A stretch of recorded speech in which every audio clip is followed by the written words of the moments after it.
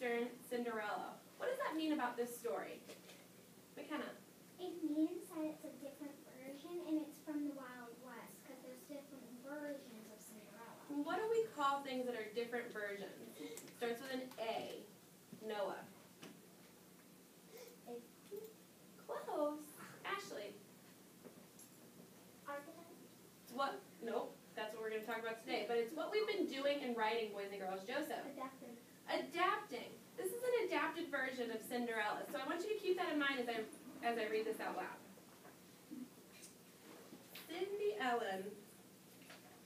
Once there was a rancher who married for his second wife, the orneriest woman west of the Mississippi. She was meaner than a rattlesnake, and she had 2 daughters who were the spitting image of her. The rancher also had a daughter who was just as sweet and gentle as she could be. Her name was Cindy Ellen.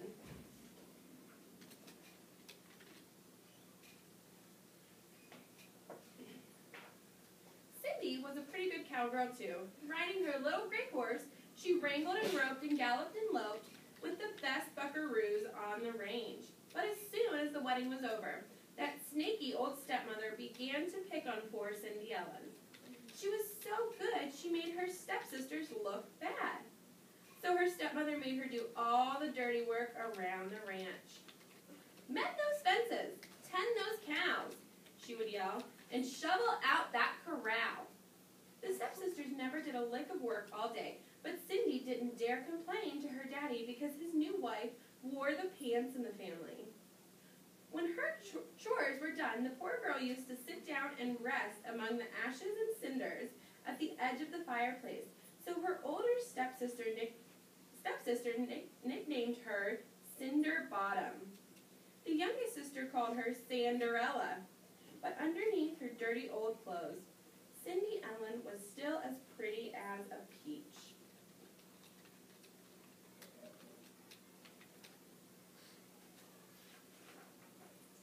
Then, one day, the biggest cattle king for miles around invited all his neighbors to a 2-day celebration. First, a wild and woolly rodeo, and then a square dance, a real Western fandango. Cindy's stepsisters puffed up like 2 turkey gobblers. Even though they couldn't ride, they decided to gussy themselves up to fit to kill and enter the rodeo. Nice, patient Cindy Ellen ironed their frilly shirts and frizzed their hair for them. "Don't you wish you could go too, Cinderbottom?" sneered the older sister. "Aw, you're just poking fun at me," said Cindy sadly. "You're right," laughed the younger sister. "Nobody could tell you from a cloud of dust, Cinderella."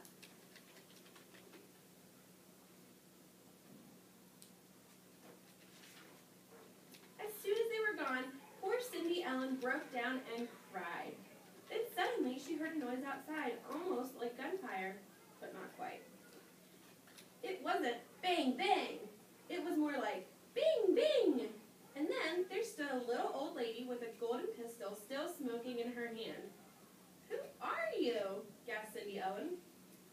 "Say hello to your fairy godmother, Sugarfoot," the old lady said. She twirled the pistol and slapped it back into its holster and took a good hard look at Cindy. "What's the matter with you, honey? You're as down and dirty as a flop-eared hound dog. Stand up straight. Dust yourself off." "I want to go to the rodeo," sobbed Cindy Ellen. "Can you help?" "Maybe see, maybe no," said her fairy godmother. "Magic is plumb worthless without gumption. What you need first, gal, is some gravel in your gizzard. Grit, guts. Stop that tomfool blubbering, and let's get busy. Time's a-wastin'." She reached for her golden 6-gun, and Cindy yelled, "Don't shoot!" But her grandmother had already fired, straight up in the air. At this moment, boys and girls, I'm going to pause the reading. I want everyone to take their fingers and go like this on their head. Close your eyes. I want you to think about the original Cinderella.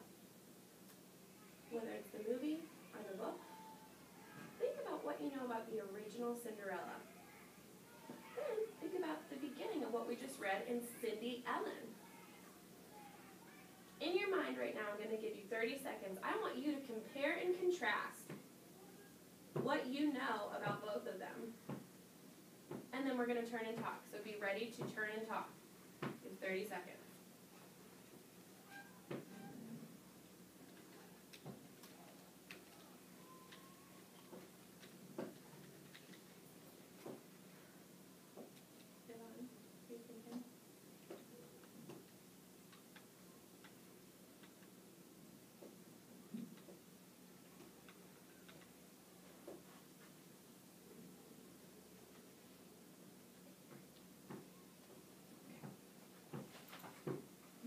Fantastic job. So now I want you to turn, face your turn and talk partners. Remember how we sit when we turn and talk?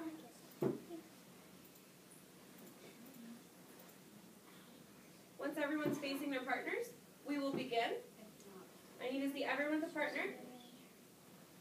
Tiffany, who's your partner? Okay, Noah, turn around.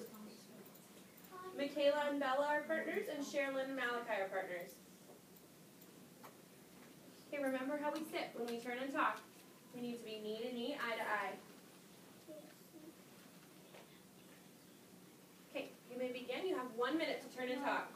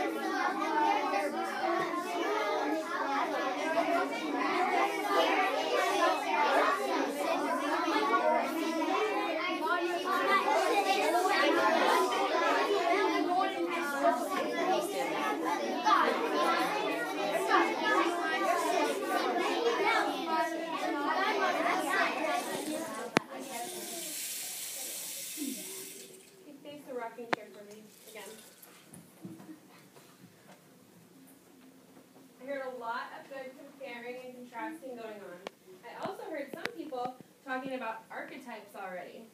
Let's stick with comparing and contrasting. What do we know that's similar between Cinderella and Cindy Ellen? Leah. Well, the same thing is that they both want to go to the ball, and they're both crying. They both want to go somewhere. Was Cindy Ellen the ball? No, they both want to go to, well, they both want to go somewhere. Right. And they both have two stepsisters and one stepmom. And they're all evil, right? Yeah. Is there anything else similar you guys found between Cindy Ellen and Cinderella? Jenna? I found a contrast. Let's talk about compares right now. How are we comparing them? Michaela? They both got invited to somewhere, and they both have evil sisters and one evil mom, and they both, can I tell it? Like, I don't know. That's okay. Does anyone have anything different than that? I have different. Quickly. Is it okay if I tell Connor, do you have it read yet? No. Just what we've read. Tiffany, what do you notice that's similar? That Cinderella is a servant. Yeah. They ask her to do all of their chores, right? Yeah. Okay, good. Now there's lots of things that are also different, but I want you guys to think about what the main thing that they have changed about this story. What is the main thing? Out of the 6 things that we talked about in writing, what's the main thing they changed, Yvonne?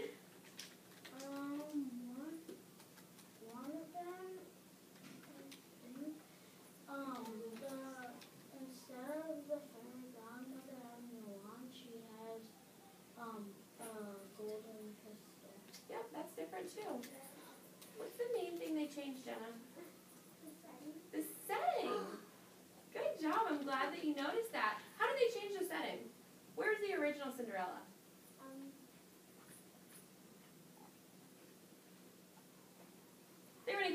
right? And now they're in the Wild West. They changed the setting, but do you notice how it changed all the little things? Like Yvonne said, instead of a wand, she was carrying a golden pistol. She wouldn't be carrying a golden pistol if she wasn't in the Wild Wild West, right? Everything changes because their setting changed. They ride horses now instead of riding buggies. What? Buggy punches. How Cinderella rode in a buggy to the ball. Oh, That was that a was bug. Good bug. I think it's a carrot. Okay, carriage buggy, same thing. Okay. Sit down, please. Malachi, last thing, then we're going to move on. I have a compare and I have something to say. My compare is that they both have fairy godmothers. Good. And my Big part of thing Cinderella. is, I know what kind of pistol that is. It's golden eagle. Okay, thank you for that connection, Malachi. Okay, boys and girls, we are not going to finish this today. We'll finish this tomorrow because we do need to get to reading time. And then I didn't get to see the picture. You'll see him tomorrow. You know, the one that we just saw. Okay, once everyone's ready, we'll move on. Please put your hands down. Bella and Michaela, we're just waiting on you. Boys and girls, today I want to teach you that good readers always analyze their characters and their fairy tales. Now, we've started this for 2 or 3 weeks now. This is the 3rd week we've been doing this. But today, we're going to start analyzing them a little bit differently. Instead of analyzing just their traits or their behavior, we're going to go a little bit deeper. We're going to talk about archetypes. Who can remind me what an archetype is? Ashley. An archetype is a person or a character, or a person or a character or somebody like in a story, and you describe them like if there's a hero, a villain, a sidekick, a trickster, or a nymph. Good. So these different parts of your fairy tales, the different typical, that's a very important word, different typical characters in your fairy tales. Most fairy tales, I haven't read one, I don't know if you guys have, but I sure haven't, read a fairy tale that doesn't have a hero in it. Never have I read a fairy tale that doesn't have a hero and a villain. So today, we're going to specifically talk about heroes. How can we identify heroes in our books? How do we know who the hero is? We can't just always say that the main character is the hero, because that's not true. How are we going to identify who the hero is? Okay. To identify the hero is to, if the person is doing good stuff or a character, or if they have powers, they would have to be good powers, not evil powers, power hero. They have to be good. They have to be bucket fillers. They have to Be super. They have to be nice. They have to do good things. They have to be positive in the story. They're pushing the story along. Most of the time, yes, it is your main character. Save people. But sometimes they're not. What kind of character traits should I look for when I'm looking for my hero? We talked about some of them. I need everyone's hand in the air. Everyone should have a character trait of a hero in their mind right now. Everyone's hand. Tiffany. No, I need a character trait of a hero.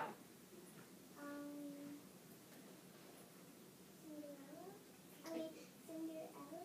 What's a character trait? If you look at that anger chart up there, all the way in the corner. Character traits. Brody, can you help her out? Helpful. Helpful. A hero is always helpful. Tiffany, your character traits are what you are inside, how you are inside. Are you mean? Are you nice? Are you happy? Those are your character traits. So Brody says that our hero must be helpful.